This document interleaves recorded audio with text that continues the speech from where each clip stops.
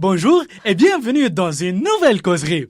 On est là aujourd'hui avec Lisa. Bonjour Lisa. Salut. Ça va bien? Oui, très bien.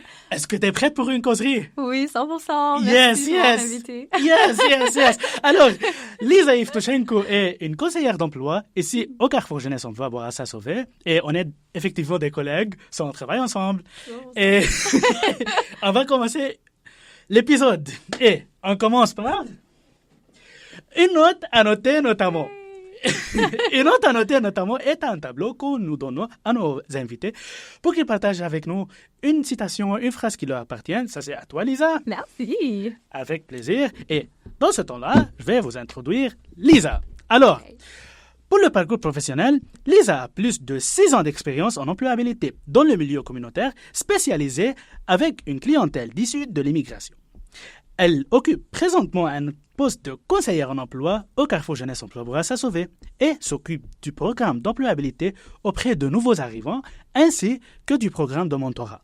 Pour le parcours académique, Lisa est diplômée d'un baccalauréat en développement de carrière qu'elle a poursuivi à l'UQAM et elle a suivi un cours de droit de l'immigration et cours de conditions de la femme immigrante au sein de même établissement. Pour les convictions et valeurs, elle valorise profondément l'équité et la justice sociale et elle croit au succès et les chances de chacun de réussir, quel que soit son parcours.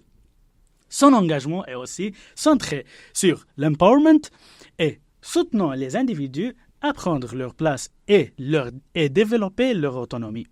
Dans son travail, le respect de la dignité humaine est primordial. En écoutant avec empathie et en veillant à ce que chacun se sente valorisé et compris. Allez-y, Lisa. Tu peux révéler avec nous ta citation. Oui, bien sûr. Avant que je la révèle, c'est sûr que c'est une citation que tu connais très, très bien. Puis je suis sûre que les gens qui vont nous écouter la connaissent très, très bien aussi. Je ne sais pas si vous voyez quand j'écrivais, mais en tout cas, je tourne. Hakuna Matata! Actually. Super! Wow! En fait, c'est une expression qui vient que les gens connaissent du film de Roi Lion, mais en fait, elle vient de la langue, elle vient de la langue Swahili, en fait. Puis c'est une expression très utilisée en Afrique de l'Est, surtout. Puis souvent, en fait, ce que ça veut dire, c'est que sans souci, peut-être tu le connais à cause de la chanson. Puis quand elle est utilisée, eux, ils utilisent surtout dans des marchés, quand ils finissent de conclure leur marché, ils disent pas de problème, aucun souci. Fait que c'est une citation très positive, en fait. Puis dans ma vision sur ma vie, en général, personnellement, donc j'ai beaucoup cette vision-là parce que pour moi, dans la vie, il n'y a pas vraiment de problème que des solutions. C'est plus comme ça que moi, je le perçois. Super! Génial! J'adore! Oh my God! On sait déjà l'histoire derrière la citation. Oui, vraiment. Non, mais c'est une citation qui m'inspire beaucoup personnellement. Super! Alors, après la citation, on veut parler de Lisa. Oui. Comment Lisa a commencé son travail, sa vie professionnelle, sa vie académique. Oui, parfait. Je te laisse. Très bien, merci. En fait, comme tu le sais, donc dans mon parcours professionnel, donc je me concentre beaucoup sur l'immigration. Hein. J'ai beaucoup d'expérience dans ce domaine-là surtout. Puis justement, dans mon parcours personnel, quand j'étais petite, j'ai passé par l'immigration puisque j'ai immigré avec ma famille quand j'avais 11 ans. Donc on est venu de l'Ukraine jusqu'ici. Puis quand je suis arrivée, j'avais 11 ans, donc j'étais en fin primaire. Donc, c'était ma dernière année. Puis, habituellement, les enfants, ils font 1 ou 2 ans. Donc, moi, la dernière année, j'ai pris pour apprendre le français. Puis ensuite, j'ai intégré la classe régulière pour continuer le secondaire en français. Puis par la suite, quand j'ai terminé, donc, je suis allée au cégep. Puis au cégep, j'ai choisi le programme de sciences humaines, profil éducation. C'est très intéressant. En fait, c'était un nouveau programme qui venait de sortir cette année-là. Fait qu'il l'essayait. C'était au cégep antique. Puis quand j'avais terminé, j'avais rencontré une conseillère d'orientation, justement. Puis elle, en me posant des questions, en faisant des rencontres avec moi, elle m'a dit « Ah, tu sais, je vois que tu aimes beaucoup tout ce qui est relation d'aide, tu aimes beaucoup tout ce qui est aider les autres, un peu la psychologie. » Donc, elle m'a dit « Il y a un bac en développement de carrière que je pense pour toi, ça pourrait être vraiment intéressant. » Fait que là, je me suis dit, j'avais aucune idée de c'était quoi, mais je me suis dit, tu sais quoi, je vais l'essayer, je vais aller faire ce bac-là. Fait que je suis allée à l'université de UQAM. En fait, c'est là que j'ai fait mon bac en développement de carrière. Puis dans mon bac, je me suis vraiment beaucoup concentrée sur l'immigration, en fait. Donc, tous mes cours, mes anciens collègues pourraient le dire, là, je choisissais toujours des travaux en lien avec l'immigration. Ça a tout le temps été, même les cours que tu as nommés tantôt, c'était en lien avec l'immigration. Donc, c'est parfait. Effectivement. Puis après, je suis allée faire un stage dans ce domaine-là. J'ai trouvé un organisme que, justement, eux, ils recevaient beaucoup de nouveaux arrivants et ils avaient des programmes super intéressants en lien avec l'immigration. Donc, je les ai contactés puis j'ai fait mon stage avec eux. Ça a été une très, très belle expérience, honnêtement. Super génial! J'ai vraiment adoré. Fait que c'est pour ça, après, dans mes autres expériences, donc, j'ai travaillé vraiment dans un organisme qui était relié à l'immigration. Puis par la suite, j'ai continué. Puis là, même aussi, je fais des programmes avec les nouveaux arrivants et le mentorat. Donc, je suis vraiment restée dans ce domaine-là depuis tout Magnifique. Tu vas rester toute la vie. On verra si la vie me déserte, mais c'est quand même un domaine qui m'intéresse. C'est bon. Alors, ça, pour ton parcours professionnel, académique, personnel et tout. Merci beaucoup. Et on va passer à une autre, l'autre partie de l'épisode, parce qu'on a dit à notre audience comment se préparer, on va parler comment se préparer pour le salon d'immigration. Okay. Alors, on va faire un petit atelier podcast avec Lisa concernant comment se préparer pour un salon d'immigration. Et ça ne sera pas justement en français, mais en anglais aussi. Avec Lisa. 1, 2, 3. Parfait. OK. Donc, pour les salons d'emploi, donc justement, si on parle de salon d'immigration, il va y avoir justement la semaine prochaine un salon d'immigration. Donc, justement, la semaine passée, on a eu le directeur, on a eu la chance de recevoir... Oui. Salut Christophe! Salut! C'était vraiment intéressant. J'ai regardé son podcast. C'était vraiment intéressant. Je vous encourage à l'écouter. Son parcours est vraiment inspirant. Donc, justement, lui, en tout cas, il s'occupe du salon d'immigration. C'est lui le directeur. Puis moi, avec mon expérience, j'ai vraiment eu la chance de participer à vraiment beaucoup de ces salons en tant que bénévole, en tant que je suis allée avec des participants, en tant que conférencière, en tant que pour présenter les différents organismes où j'ai travaillé. Donc, je vous dirais que c'est un salon où vous avez tellement de ressources, c'est vraiment incroyable. Donc, c'est pour ça que c'est très important d'aller se préparer, je dirais. Parce que, oui, il y a beaucoup de ressources, c'est vraiment incroyable, mais justement, ça peut être, comme on dit, si je veux faire de l'anglicisme, overwhelming, parce que, justement, quand il y a beaucoup de ressources, ça peut être beaucoup d'informations en même temps. Donc, c'est pour ça que je dirais que c'est très important, première chose, de clarifier qu'est-ce que vous voulez retenir du salon. Qu'est-ce que vous voulez que ça vous amène? Est-ce que moi, je veux faire un retour aux études? Est-ce que moi, au contraire, je veux aller travailler? Est-ce que je veux voir c'est quoi les ressources du milieu? Est-ce que je veux participer à un atelier? Je veux faire une petite mise à jour de mon CV? Donc, tout ça, donc de clarifier pourquoi je vais aller au salon. Une fois que c'est clair, mettons que je dis, moi, je cherche un travail. Donc, ce que je vais faire, c'est vraiment... C'est cette fille-là, au final. Je regarde pas la bonne feuille. Mais anyway, la deuxième chose que je vais aller faire, c'est aller faire des recherches, en fait. Donc, je vais aller voir sur le site. Puis, pour le salon de l'immigration, c'est très facile. Vous allez écrire sur Google « Salon de l'immigration ». Fait que là, ça va vous amener au site. Il est très user-friendly. Oui. Donc, c'est très facile à l'utiliser. Donc, dessus, vous allez avoir tous les exposants qui vont être là. Donc là, ce serait important d'aller sélectionner c'est lesquels qui vous intéressent. Est-ce que je vais aller faire recrutement express? Est-ce que je vais voir des offres d'emploi? Donc, en fonction de ça, donc je vais me préparer. Fonction d'études. Effectivement, voilà. Oui, exactement. Puis aussi, donc, je vais voir les kiosques qui sont là, les employeurs, si je veux travailler dans le milieu de la santé. Je vais aller vers le milieu de la santé. Donc, dépendamment de ce que je veux, je vais vraiment sélectionner pour quand j'arrive au salon, je sais exactement où est-ce que je vais. Puis comme ça va être beaucoup plus fluide puis beaucoup moins fatigant aussi. Et on ne perd pas de temps aussi, hein? Effectivement. Puis là, justement, en lien avec ce que tu dis, pour le temps, je dirais que c'est très important aussi de prévoir du temps parce que on peut penser que ça peut prendre pas beaucoup de temps, on arrive, mais au final, on arrive là, puis ça peut prendre beaucoup plus de temps que ce qu'on a pensé. Fait que vraiment prévoir du temps pour le salon, puis aussi prévoir du temps de pause.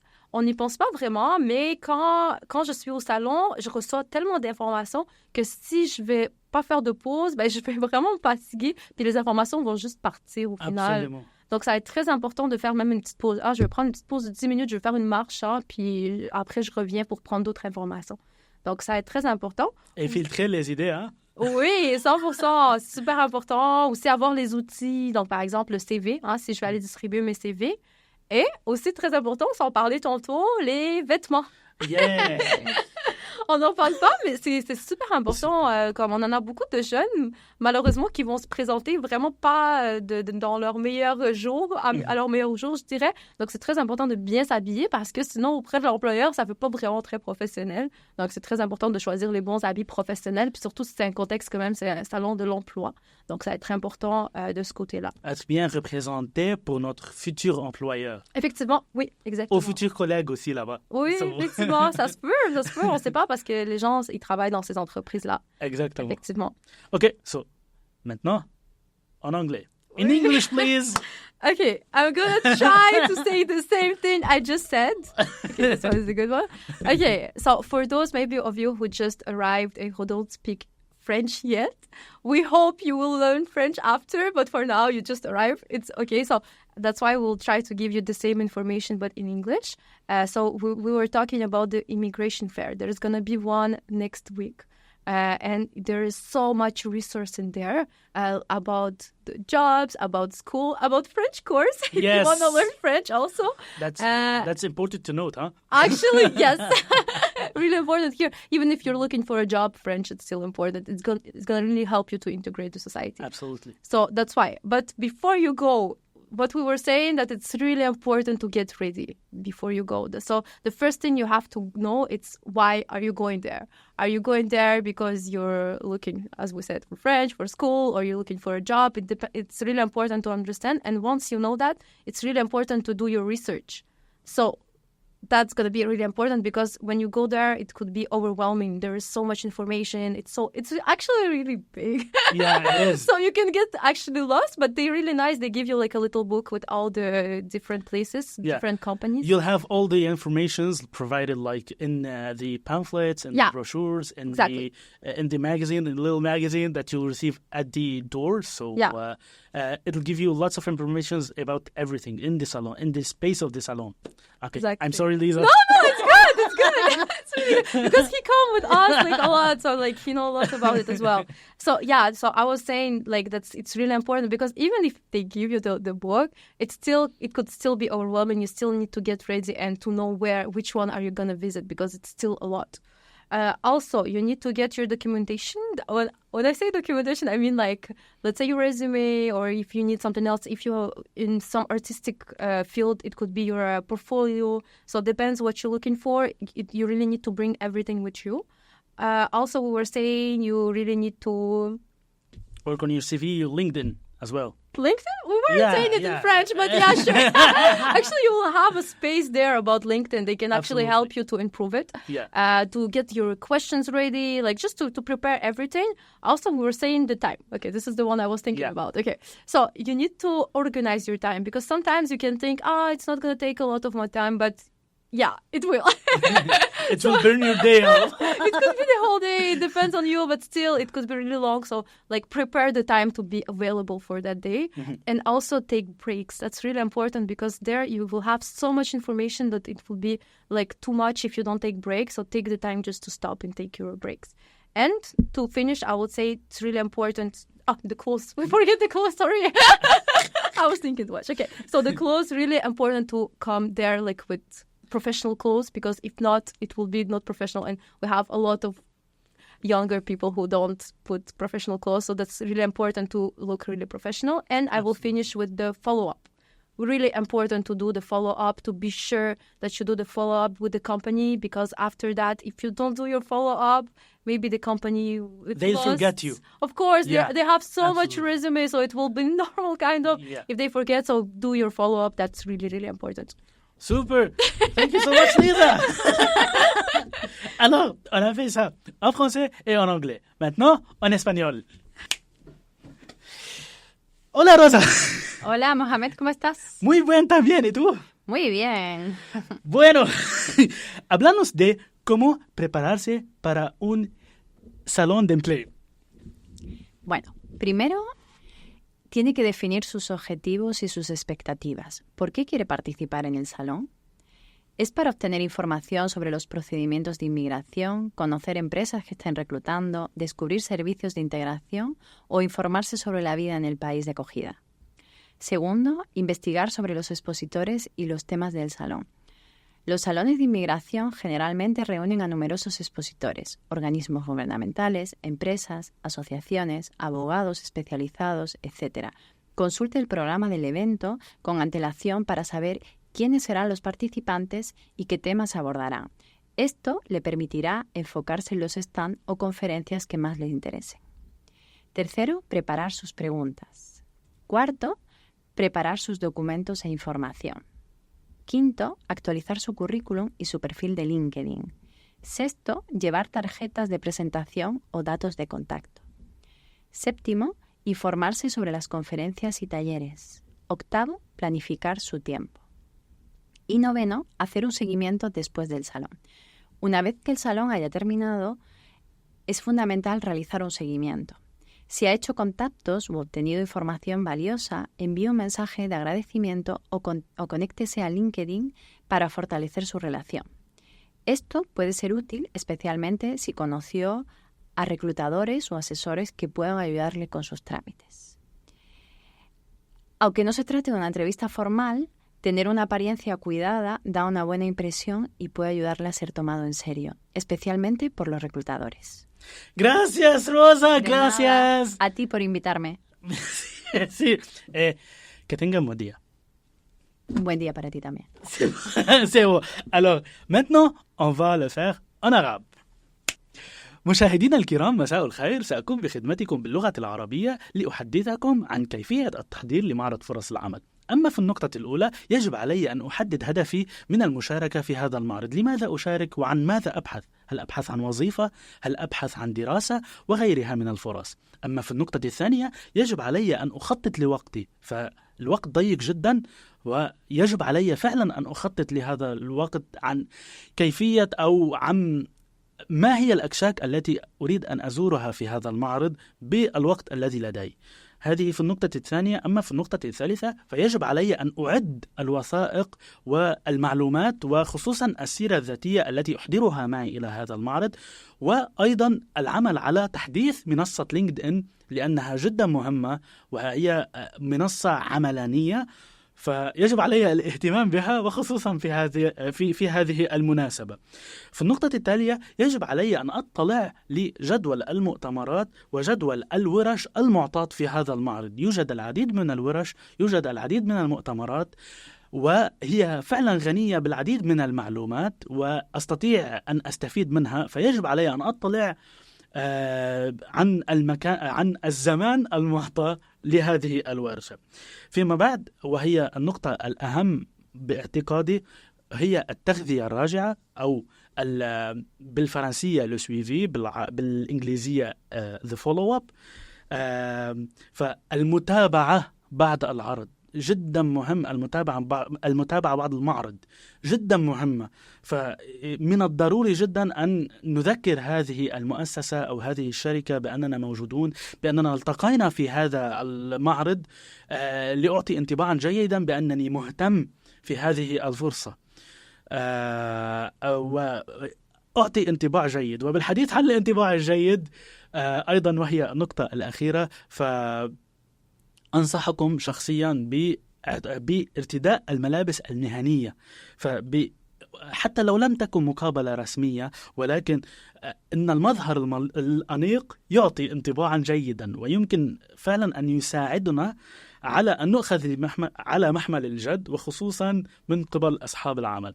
شكرا جزيلا للمتابعة وأهلا وسهلا بكم. Et maintenant, retour chez Lisa. Allô Lisa. Bon retour.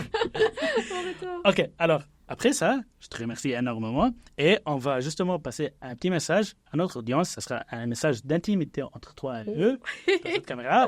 1, 2, 3. OK.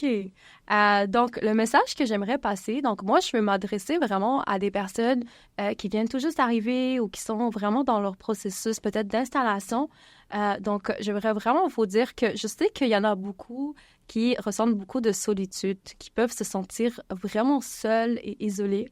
Malheureusement, c'est quelque chose que je vois beaucoup dans mon travail. Donc, souvent, je vais avoir des gens qui se sentent vraiment, vraiment seuls et qui partagent ça avec moi. J'en ai beaucoup qui, malheureusement, ils vont pleurer dans mon bureau puis ils ont vraiment une détresse assez importante qu'ils vont ressentir. Puis, beaucoup, malheureusement. Donc, c'est pour ça que je trouve ça très important, je trouve que c'est important d'en parler. Et moi, je prends le temps d'en parler pour que vous sachiez que vous n'êtes pas seul, puis qu'il y en a beaucoup qui se sentent comme vous, malgré que vous pensez que vous êtes seul. Vous n'êtes vraiment pas tout seul.